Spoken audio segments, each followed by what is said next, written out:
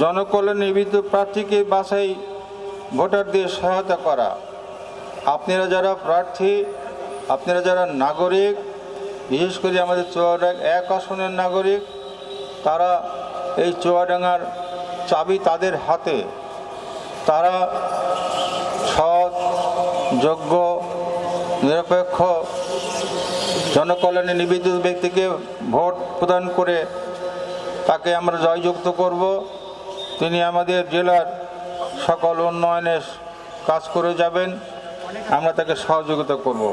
আমরা আশা রাখি আগামী 12 তারিখের নির্বাচন উৎসব মুখর, প্রাণবন্ত এবং জনবান্ধব, সুষ্ঠু নিরপেক্ষ একটি নির্বাচন ইনশাল্লাহ অনুষ্ঠিত হবে। সেই জায়গা থেকে আমরা চুয়াডাঙ্গাতে যারা প্রতিদ্বন্দ্বী প্রার্থী আছি, আপনারা সকলে দেখছেন আমরা বিভিন্ন সময় মিডিয়ার সামনে উপস্থিত হয়েছি। এক অপরের সাথে আমাদের যথেষ্ট আন্তরিকতাপূর্ণ সম্পর্ক আছে, সৌহার্দ্যপূর্ণ সম্পর্ক আছে এবং আমরা আমাদের জায়গা থেকে কর্মীবৃন্দদের কাছে এই মেসেজটা দিয়ে যাচ্ছি, প্রত্যেকটা সংগঠনের দায়িত্বশীল কর্মীবৃন্দ তারা যেন মাঠ পর্যায়েও পারস্পরিক সৌহার্দ্য, সম্প্রীতি এবং আন্তরিকতার বন্ধনে আবদ্ধ থেকে আগামীর দেশ গঠনের কাজে তারা আত্মনিয়োগ করে। আমরা আমাদের সকল নেতাকর্মীদের প্রতি ইতিমধ্যে আহ্বান জানানো শুরু করেছি যে সকলে মাঠে যেন ভ্রাতৃত্ব এবং সৌহার্দ্যপূর্ণ পরিবেশে তার নির্বাচনী ক্যাম্পেইন করেন এবং কেউ কারোর জন্য কোনো প্রকার অবস্ট্রাকশন সৃষ্টি না করেন। এটা আমাদের পক্ষ থেকে আমাদের নেতাকর্মীর প্রতি মেসেজ আমরা দিচ্ছি। পাশাপাশি প্রশাসনকেও আমরা এই ব্যাপারে আহ্বান করছি, তারা যেন আইনের বিষয়ে পেশাদারিত্ব রেখে একেবারে সততার সাথে, নিষ্ঠার সাথে তাদের দায়িত্ব পালন করেন একটি সুন্দর নির্বাচন উপহার দেওয়ার জন্য। এই যে মঞ্চে উঠে মাইকে এত সুন্দর সুন্দর কথা বলি, এই কথা বলাটাই যেন আমাদের শেষ কথা হয়। নিজ নিজ অফিসে যেন এই কথাগুলো পরিবর্তন না হয়ে যায়। আমরা জনগণের সামনে যেটা বলতে চাই, আমাদের কথাটাও যেন সেটাই থাকে। আমাদের এখানে এখন এই জনদুর্ভোগ সৃষ্টি হয়েছে, যান চলাচলে রাস্তাঘাটগুলো জাম হয়ে যাচ্ছে সামান্যতেই। এর প্রধানতম কারণ হলো যে আমাদের কোনো বাইপাস সড়ক নেই। এটা আমাদের বিভাগের সব জায়গায় আছে, আমাদের এখানে নাই।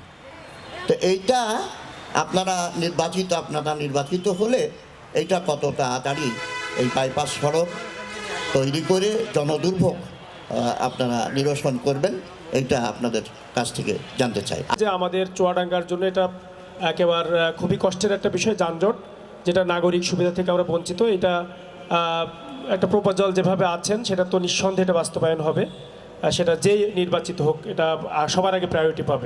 নির্বাচিত সরকার আসলেই ওই রাস্তা বের হয়ে যাবে। আমরা মনে হয় চেষ্টা করব 2026 সালেই ওই বাইপাস সড়ক হয়ে যাবে ইনশাল্লাহ। আমরা যদি ইনশাল্লাহ নির্বাচিত হতে পারি তাহলে রাষ্ট্রীয় যে সক্ষমতা আমাদেরকে দিয়েছে সেই জায়গা থেকে নাগরিকের সুবিধার্থে অবশ্যই আমরা সর্বোচ্চ দায়িত্বশীলতার পরিচয় দেব এবং নাগরিকদের অধিকার বাস্তবায়নে এবং যে জ্যাম আছে জ্যামটা দূরীভূত করার জন্য যা যা করণীয় আমরা সেটা করব ইনশাল্লাহ। তো আমাদের নারীর কর্মক্ষেত্রে, আত্মকর্মসংস্থান ক্ষেত্রে আপনাদের করণীয়টা কি এবং এই সমাজ সংস্করণে যে নারীদের যে মানে বৈষম্য আছে পুরুষের সাথে, সেটা কিভাবে মানে সংস্করণ করবেন আপনারা?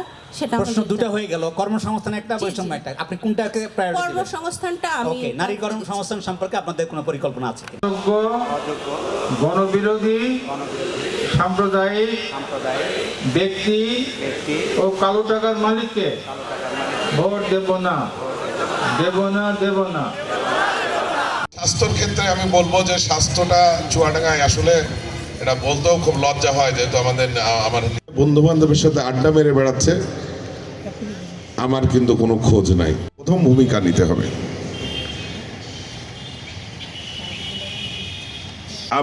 আজকে আমরা যুব সমাজ এই জায়গাটার থেকে সবার জন্য রাষ্ট্র যেভাবে কাঠামো